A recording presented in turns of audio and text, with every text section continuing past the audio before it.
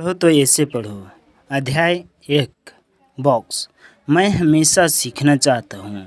हाँ, मैं यह नहीं चाहता कि मुझे हमेशा पढ़ाया जाए। Winston Churchill. अध्ययन का उद्देश्य रिक्त मस्तिष्क की जगह खुले मस्तिष्क का निर्माण करना है। Malcolm Forbes. ज्ञान पाने के लिए पढ़ना चाहिए और बुद्धिमत्ता के लिए अवलोकन करना चाहिए। मर्लिन वासवेंट। पाठशाला और महाविद्यालय में जो कुछ पढ़ाया जाता है वह ज्ञान नहीं है, बल्कि ज्ञान का माध्यम है। Ralph Waldo immersion. अध्ययन क्या है? आपके दिमाग मस्तिष्क में यह बात बिल्कुल स्पष्ट होनी चाहिए कि आप अमुक पुस्तक पढ़ क्यों रहे हैं।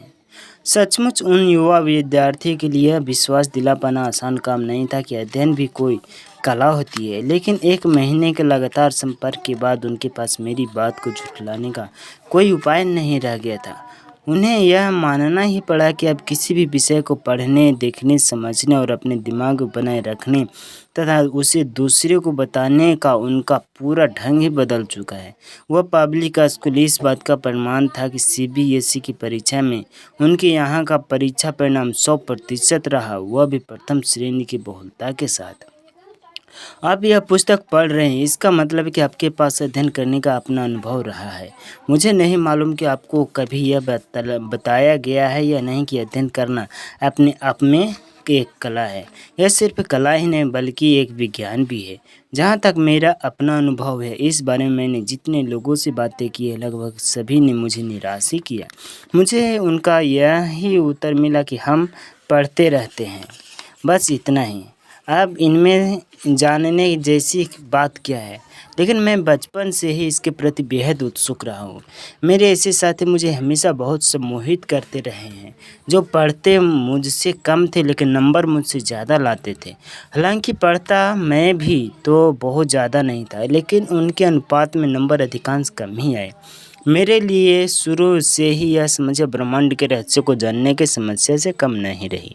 लेकिन जब किसी समस्या के प्रति जिज्ञासा बहुत अधिक बढ़ जाती है तो आप ही उसका समाधान निकालने वाले बन जाते हैं। मेरे साथ भी कुछ ऐसा ही हुआ। समाधान निकालने के लिए मैंने अपने अनुभव के साथ साथ सैकड़ों सफल और असफल लोगों के भी जीवन अनुभवों की आत्मसात किया, उनसे कुछ निष्कर्ष निकाले, उन निष्कर्षों को प्रयोग की कसौटी पर कसा और फिर जो इन कसौटियों पर खरे उतरे उन्हें मान लिया। मैं यहाँ अपने कुछ ऐसे ही अनुभव से तथ्यों को आप सबके साथ बांटने जा रहा हूँ। मेरा पूरा विश्वास है कि ये बातें आपके लिए बेहद लाभकारी सिद्ध होगी, बशर्ते कि आप इन्हें अपने अध्ययन की पद्धति में जितना भी संभव हो सके उतार सके। अध्ययन कला और विज्ञान भी। आमतौर पर हम सभी कला और विज्ञान को अलग अलग मानते हैं, लेकिन यदि गहराई में जाकर देखा जाए तो ये दोनों आपको एक ही सिक्के के दो पहलू मालूम पड़ेंगे। कला का अर्थ है किसी भी काम को अच्छे तरीके से करने की जानकारी। हम सभी गाते और गुनगुनाते हैं, लेकिन जब हम गाने की कला को जान लेते हैं तो गायक बन जाते हैं। हम सभी कुछ न कुछ खेलते हैं, लेकिन जब हम इसे ही अच्छे तरीके से खेलते हैं तो खिलाड़ी बन जाते हैं। हम सभी पढ़ते हैं, तो क्या हम यह नहीं कर सकते जब हम अच्छे तरीके से पढ़ते हैं तो अच्छे अध्येता बन जाते हैं? विज्ञान क्या है? ज्ञान का व्यवस्थित रूप ही विज्ञान है। वैदिक ग्रंथों में विज्ञान को व्यवहारिक ज्ञान, अप्लाइड नॉलेज कहा गया है। जब हम ज्ञान को प्रयोग में लाने लगते हैं तो वही विज्ञान बन जाता है। विज्ञान का अर्थ केवल रसायन शास्त्र, भौतिक शास्त्र या जीव विज्ञान ही नहीं है। विज्ञान बहुत व्यापक है। जहाँ भी एक निश्चित व्यवस्था होगी वहाँ विज्ञान होगा। हम जो जीवन जी रहे हैं वह एक निश्चित व्यवस्था के तहत ही जी रहे हैं। सांस का आना जाना, भूख लगना तथा सोना आदि सब कुछ एक व्यवस्थित तरीके से होता जा रहा है। जैसे ये व्यवस्था भंग होगी वैसे ही हमारा जीवन टूट जाएगा। प्राकृतिक में और हमारे जीवन में भी जितनी भी घटनाएं हो रही है वे सभी एक निश्चित वैज्ञानिक नियम के तहत हो रही है। तो फिर भला हम अपने अध्ययन करने के किस प्रकार विज्ञान से परे कर सकते हैं? मैं समझता हूँ कि अध्ययन करना तो शायद विज्ञानों का भी विज्ञान है। यह एक अद्भुत विज्ञान है। अद्भुत इस मायने में कि पहले तो हम पुस्तक पढ़ते हैं, फिर पढ़े हुए भाव और विचारों को बिंब अपने मस्तिष्क पर बनाते हैं। हमारा मस्तिष्क उन्हें काट छाट करके संपादन करके उन्हें संजोता है। यहाँ तक कि हमारा मस्तिष्क उनमें अपनी तरह से नई बातें डालकर उनका रूप बदल देता है। फिर कुछ निश्चित समय तक इन्हें अपने मस्तिष्क में बनाए रखता है। कुछ समय बाद उनमें से कुछ को हमेशा के लिए नष्ट भी कर देता है और जब कभी उनकी ज़रूरत पड़ती है तो वह हमें निकाल कर दे भी देता है। यहाँ आप उनकी तुलना कंप्यूटर की प्रक्रिया से करें। आप जो कुछ भी टाइप करते हैं वह मेमोरी में चला जाता है। उसकी आप एडिटिंग करते हैं, फिर आप उसे सेव कर लेते हैं। जब उसकी ज़रूरत पड़ती है तब आप उस फाइल को ढूंढकर स्क्रीन पर ले आते हैं। मेरा आपसे प्रश्न केवल यह है कि यदि कंप्यूटर विज्ञान है तो क्या हमारा मस्तिष्क विज्ञान नहीं है? मस्तिष्क तो एक विलक्षण कंप्यूटर है। यह कंप्यूटरों का भी कंप्यूटर है, इसलिए मैंने अध्ययन को विज्ञानों का विज्ञान कहा है। लेकिन अध्ययन केवल विज्ञान ही नहीं है, क्योंकि अध्ययन करने का ढंग प्रत्येक व्यक्ति के अनुसार बदलता रहता है, जबकि विज्ञान में ऐसा नहीं होता। विज्ञान के निष्कर्ष हमेशा एक ही तरह के होते, फिर चाहे उसे कोई भी निकाले। लेकिन अध्ययन के साथ ऐसा नहीं होता। स्वामी विवेकानंद के लिए किसी पुस्तक को एक बार पढ़ लेना ही पर्याप्त था, जबकि आम विद्यार्थी उसे 50 बार पढ़कर भी उतना याद नहीं रख पाता। यदि अध्ययन एक शुद्ध विज्ञान होता तब तो सभी के साथ एक ही घटना घटती। चूँकि ऐसा नहीं हो रहा है, इसलिए हमें यह मानना पड़ता है कि यह एक कला भी है। जब किसी काम को करने का नियम तो एक होता है, लेकिन उनके करने का ढंग कई हो जाते हैं, तो वह प्रक्रिया कला बन जाती है। जैसे चित्र बनाने का नियम भाषा की एक निश्चित व्याकरण है, लेकिन जितने लोग चित्र बनाएंगे सबके अपने अपने ढंग होंगे, और जितने भी लोग कविताएं लिखेंगे सबकी अपनी अपनी कविताएं होंगी। तो इसका सीधा सा मतलब हुआ यह जानना है कि कैसे होता है विज्ञान, तथा यह जानना है कि कैसे किया जाता है कला। ठीक यही बात अध्ययन के साथ भी है। अध्ययन की अपनी एक निश्चित वैज्ञानिक पद्धति है, लेकिन जब इस पद्धति का उपयोग किया जाता है तब हर विद्यार्थी के साथ अलग अलग तरह की घटनाएं घटती हैं। इसका कारण बहुत साफ है। पढ़ने की पद्धति तो एक है, लेकिन पढ़ने वाले तो एक से नहीं हैं। प्रकृति ने हर व्यक्ति को हर दृष्टि से अलग अलग बनाया है। प्रत्येक की रुचि अलग है। हर एक की मानसिक और शारीरिक क्षमताएं अलग अलग है। प्रत्येक के जीन्स अलग है और हर एक की परिस्थिति और वातावरण अलग है। इसलिए यह भी स्वाभाविक है कि अध्ययन का नियम एक होने के बावजूद उसके परिणाम अलग अलग प्राप्त हो।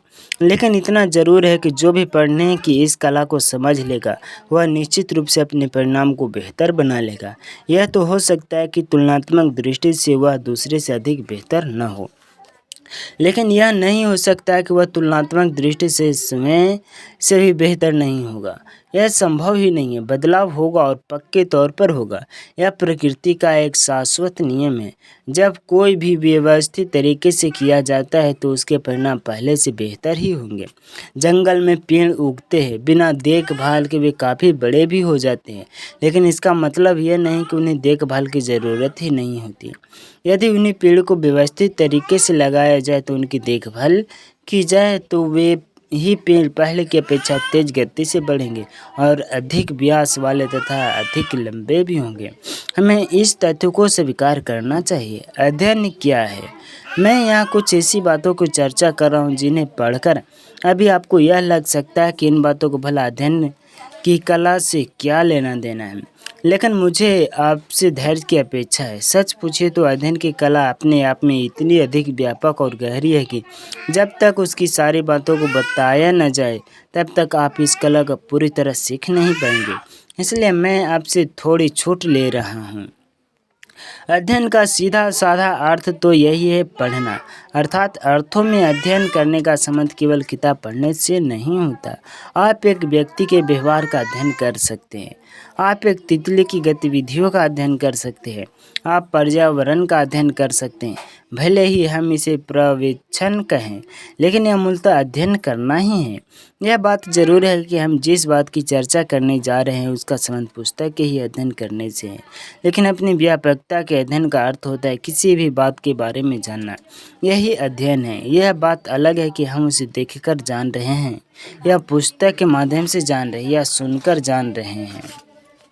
इस दृष्टि से अगर आप सोचें तो पाएंगे कि आप हर समय अध्ययन कर रहे हैं, चाहे यह अध्ययन कान से हो रहा हो, सुनकर, या फिर आँखों के जरिए हो रहा हो, देखकर। इस प्रकार हमारे अध्ययन करने के जो तरीके हमारी मदद करते हैं वे है देखना, सुनना, पढ़ना, सीखना, सोचना, समझना, लिखना और बोलना आदि।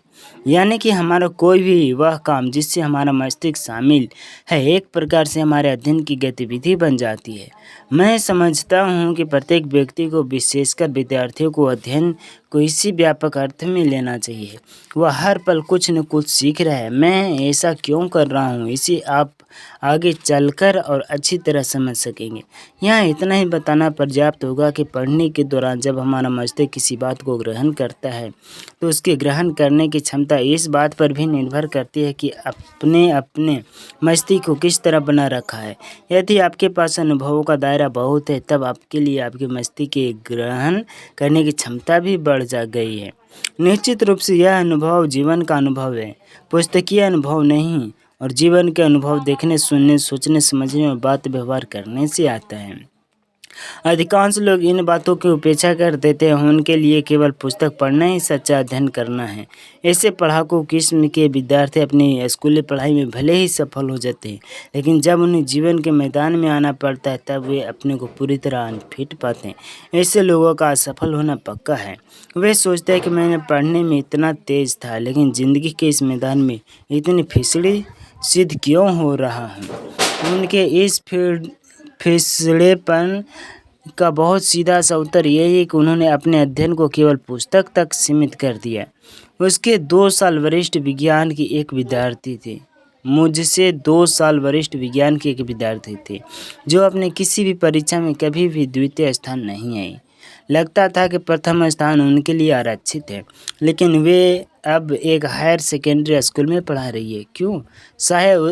शायद उत्तर आपको मालूम हो गया होगा। इसलिए मेरा आपसे पहला अनुरोध यह है कि आप अध्ययन को विस्तृत अर्थ में लें। अध्ययन क्यों? हम अध्ययन का मुख्य उद्देश्य कुछ सीखना को ही समझते हैं, जबकि यही तक सीमित नहीं है। अध्ययन करने के पीछे कई कारण हो सकते हैं। यहाँ तक कि जब एक ही पुस्तक को अलग अलग व्यक्ति पढ़ते हैं तब उनके पढ़ने के उद्देश्य अलग अलग होते हैं। वस्तुतः हम किसी पुस्तक को कैसे पढ़ें या किसी का अध्ययन कैसे करें, यह बहुत कुछ इस बात का भी निर्भर करता है कि उस पुस्तक को पढ़ने या उसे अध्ययन करने के पीछे हमारा उद्देश्य क्या है। उद्देश्य के लिए आप हिंदी साहित्य के विद्यार्थी हैं और प्रेमचंद्र का उपन्यास गोदान पढ़ रहे हैं। इस उपन्यास की प्रशंसा सुनकर आपके पड़ोसी ने भी उस उपन्यास को पढ़ा जो हिंदी साहित्य का विद्यार्थी नहीं है। आपने इसे इसलिए पढ़ा क्योंकि आपके विश्वविद्यालय के पाठ्यक्रम में शामिल है। निश्चित रूप से आप इस उपन्यास को उपन्यास की तरह नहीं बल्कि एक किताब की तरह पढ़े होंगे। आप उसे समीक्षात्मक ढंग से पढ़ेंगे और महत्वपूर्ण बातों को याद करेंगे, जबकि आपके पड़ोसी को इस तरह पढ़ने की ज़रूरत नहीं है। उन्होंने उपन्यास को केवल आनंद के लिए पढ़ा है। स्वाभाविक है कि उनके पढ़ने का तौर तरीका आपसे बिल्कुल अलग होगा। आपने अक्सर देखा होगा कि रेलवे प्लेटफार्म पर बिकने वाली पुस्तकें इस तरह की होती है जिसे आप सफ़र में आराम से पढ़ सकें। ये किताबें आपके लिए अलग से स्टडी रूम की मांग नहीं करती। एक सामान्य दर्शक को फिल्म देखता है और जब उसी फिल्म को एक फिल्म समीक्षक देखता है तो दोनों को देखने में ज़मीन आसमान का अंतर होता है। चूँकि आम दर्शक का उद्देश्य मनोरंजन करना है, इसलिए उसके ध्यान का केंद्र बिंदु फिल्म की कहानी, गीत, संगीत और नृत्य आदि होंगे, जबकि समीक्षक के केंद्र में इनके साथ ही फोटोग्राफी, संपादन आदि भी न जाने अन्य कितनी छोटी छोटी बातें शामिल होंगी। आम दर्शक फिल्म को देखता है, जबकि एक समीक्षक फिल्म को देखता नहीं बल्कि पढ़ता है। आपके और मेरे लिए सूर्यास्त का दृश्य एक मनमोहक दृश्य होगा, जबकि यही दृश्य एक फोटोग्राफर के लिए रचनात्मकता का अद्भुत क्षण बनकर उसे तनाव में भर देगा।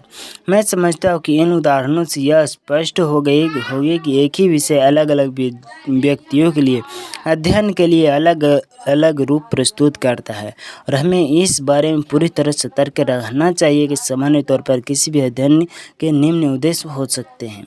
पहला, शुद्ध मनोरंजन, टाइम पास करना। दूसरा, परीक्षा में उत्तीर्ण होने के लिए। तथा तीसरा, समझ विकसित करने के लिए।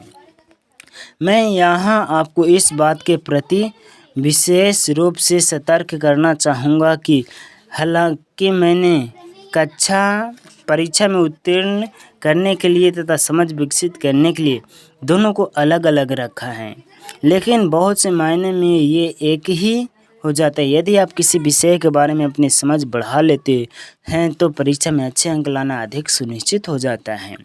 फिर भी कुछ विषय ऐसे होते हैं जिन्हें शुद्धता परीक्षा की दृष्टि से ही पढ़ा जाता है।